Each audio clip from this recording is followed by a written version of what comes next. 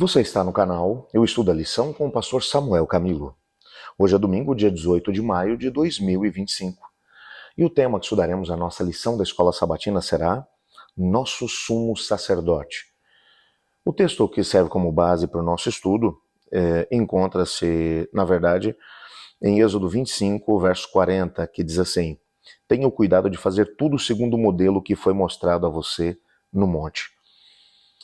Quando nós olhamos para a história do povo de Deus no contexto do Antigo Testamento, nós percebemos que central nessa mesma história, nessa mesma experiência, está a imagem, num primeiro momento, do tabernáculo, aquela tenda sagrada que havia sido construída por Moisés enquanto Israel estava acampado junto à Península do Sinai. Eles passaram cerca de 2 anos ali. Foi naquela época em que eles receberam as leis, os estatutos que Deus deu a Moisés no monte, e ao mesmo tempo o Senhor Deus deu uma ordem a Moisés. Êxodo 25 vai falar a respeito disso, quando Deus disse a Moisés: E me farão um santuário para que eu habite no meio deles. Mas você vai fazer tudo de acordo com o modelo que eu vou te mostrar. Quando você vai para a carta aos Hebreus, o autor da carta vai mencionar que aquilo que havia no santuário era, na verdade, uma cópia do verdadeiro santuário que existe no céu. Isso é básico para podermos compreender todo o aspecto que está envolvido no contexto da própria profecia. Antes de poder falar da profecia, eu preciso te lembrar que depois que o povo de Israel chegou na terra de Canaã, o tabernáculo ainda permaneceu com eles durante algum tempo. Depois, na época de Davi organizou todo um processo, ele fez todo o planejamento. Ele mesmo queria ter tido a oportunidade de construir o templo, mas Deus mencionou que, como ele tinha sido um homem de guerra, que não fazia parte do plano do Senhor que ele construísse o templo, mas que Salomão, seu filho, seria responsável por executar o projeto. Então Davi deixou os recursos e ao mesmo tempo o projeto pronto, Salomão o executou. Por isso, o templo de Jerusalém, o primeiro templo, é chamado de o Templo de Salomão. Assim como o segundo templo, depois que o primeiro foi destruído, os judeus passaram 70 anos no cativeiro. Quando retornaram, é chamado de o Templo de Zorobabel, porque Zorobabel era o governador da província e ele tinha sido responsável pela execução do projeto. Assim como o templo da época de Jesus tinha passado por um processo de reforma por Herodes e era chamado de o Templo de Herodes. Mas o fato é que o templo, agora estamos falando do prédio, seguia também as especificações. Havia o pátio, o lugar santo, o lugar santíssimo. No pátio você encontrava alguns elementos, como o altar do holocausto, a bacia, onde o sacerdote tinha a oportunidade de fazer a purificação.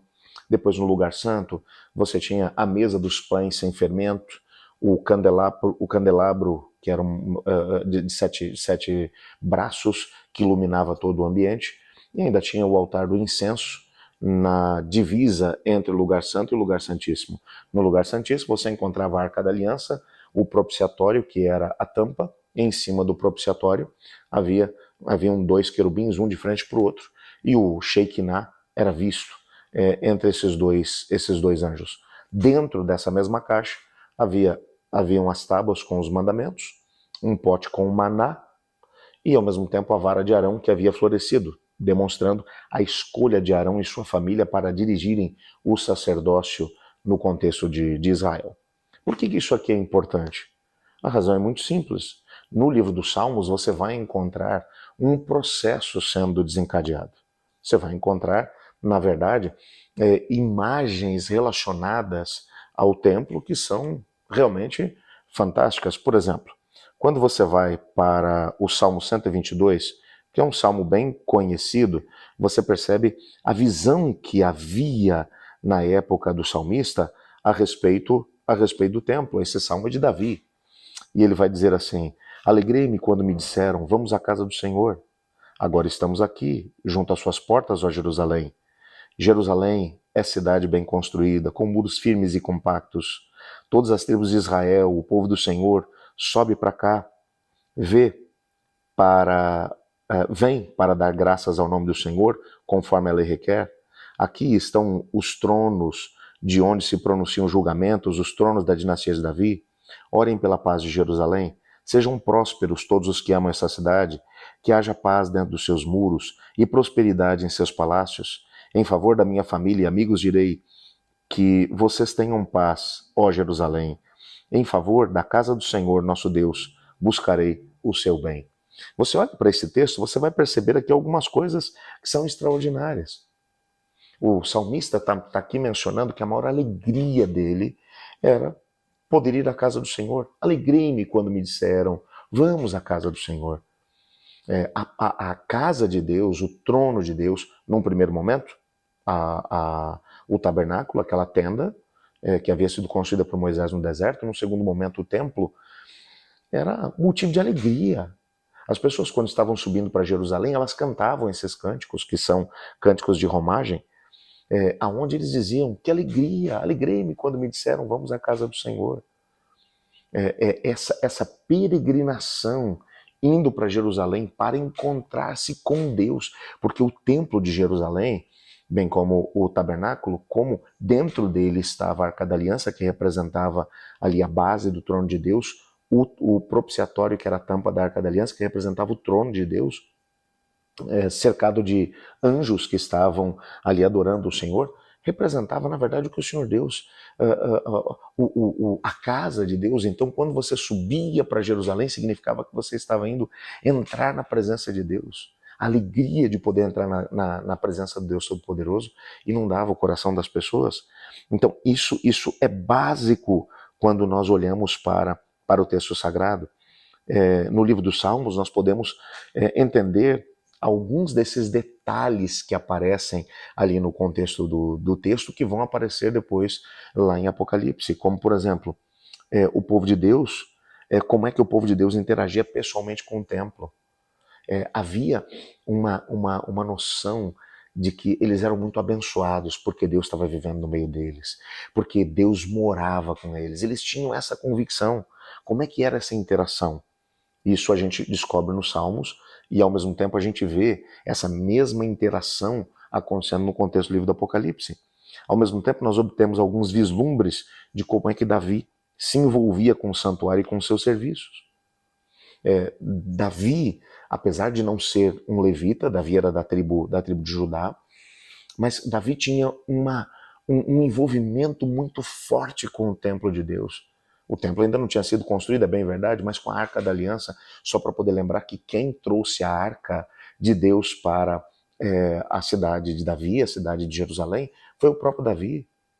E você, quando vai olhar para a história, você vai perceber que isso aconteceu de uma forma realmente complexa. Num primeiro momento, Davi não seguiu as especificações daquilo que Deus tinha dito, de como a arca deveria ser trazida para Jerusalém. Ele mandou que fosse feito um carro e colocou bois para poder puxar o carro, e os bois tropeçaram e a arca quase caiu. E o indivíduo vai e lança a mão na arca e foi fulminado. E aí você olha, e Davi ficou chateado com isso, mas ele compreendeu uma coisa. Quem é que mandou ele carregar a arca com um carro? Deus nunca pediu isso. Haviam orientações mencionando que somente os levitas poderiam carregar a arca, e a arca deveria ser pendurada em algumas varas, e os levitas levariam a arca para o Senhor. Davi aprendeu que ele não podia lidar com as coisas de Deus de qualquer forma. Por isso, quando, algum tempo mais tarde, ele vai levar a arca para Jerusalém, o que ele vai fazer é seguir as orientações. Então, você percebe que Davi, ele tem um envolvimento muito grande com o santuário de Deus, bem como com os móveis que estão ali dentro. Um outro detalhe que a gente percebe é que nós vemos a reação espiritual do povo de Deus ao que o Messias faria por eles através dos rituais que eram feitos no contexto do templo. Tudo isso você vê no contexto do livro dos Salmos. Por isso, você tem que lembrar que quando você vai para o livro do Apocalipse, você tem que perceber isso. Existem alguns elementos que vão aparecer lá no contexto do Apocalipse. Por exemplo, nós encontramos o candelabro no contexto dos santuários. Logo em Apocalipse, capítulo 1, versos 12 e 13, Jesus é apresentado como caminhando no meio dos candelabros. E o candelabro, ele é representado como sendo uma representação da igreja de Deus. Ele está andando no meio dos 7 castiçais, que são as 7 igrejas, representando as 7 fases da igreja, desde a sua implantação até a última igreja que estaria vivendo sobre a terra antes da vinda de Jesus. Depois você encontra a sala do trono, em Apocalipse 4, versos 2 a 5, que representa o lugar santíssimo. Depois você encontra o altar do incenso, em Apocalipse 8, verso 3, a Arca da Aliança, em Apocalipse 11, verso 19, além de outras referências ao templo, bem como todas as referências que vão fazer uma conexão direta ao templo. Se você não estiver atento em relação àquilo que o Antigo Testamento fala sobre o templo de Deus, essas referências, bem como a complexidade delas, que a gente vai descobrir nos Salmos, porque os Salmos não mostram apenas a figura do templo. Se você quer saber como é que era o templo, como é que eram os lugares, quais eram as descrições dos móveis, você tem que ir para Êxodo, Levítico, Números. Mas por que os Salmos são importantes? Porque os Salmos mostram não apenas os lugares, as estruturas, mas mostram como o povo compreendia aquilo que acontecia no templo, bem como no santuário. Então há aqui um elemento que são as emoções das pessoas relacionados àquilo que era a experiência do santuário, bem como do templo. Por isso, nessa semana, nós vamos ter essa oportunidade de perceber a alegria que o salmista tem quando ele se aproxima do Senhor. Por isso ele vai dizer, alegrei-me quando me disseram, vamos à casa do Senhor.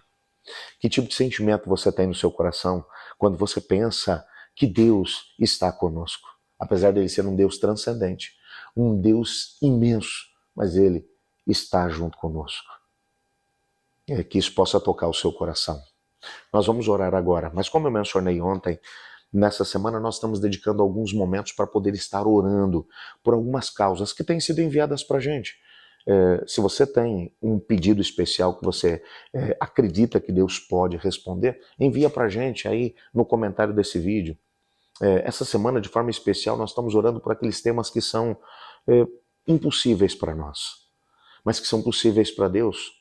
Então, juntos, e eu quero te desafiar, independente do lugar do mundo onde você se encontra, que nessa semana você coloque diante de Deus cada pedido que está sendo enviado. Eu gostaria de chegar no final dessa semana recebendo muitas mensagens de pessoas dizendo: eu recebi a bênção que eu estava buscando, eu vi a glória de Deus essa semana. Vamos orar juntos?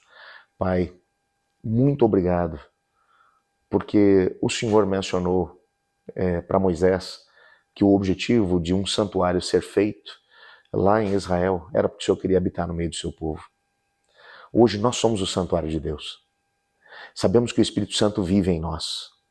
E te agradecemos porque continuamos tendo a percepção da presença de Deus na nossa vida. E é exatamente por isso que agora diante do Senhor nós colocamos cada pedido, Senhor. Senhor, algumas pessoas estão orando comigo nesse momento que estão pedindo coisas que são impossíveis a cada um de nós. E esses temas, Pai, que nós não podemos responder, não podemos dar essas respostas, nós acreditamos que o Senhor tem as respostas para nós. Então pedimos que o Senhor intervenha de acordo com a Tua vontade e que verdadeiros milagres aconteçam na nossa vida no decorrer dessa semana. Pois nós oramos em nome de Jesus, Senhor. Amém. Eu estudo a lição. E você?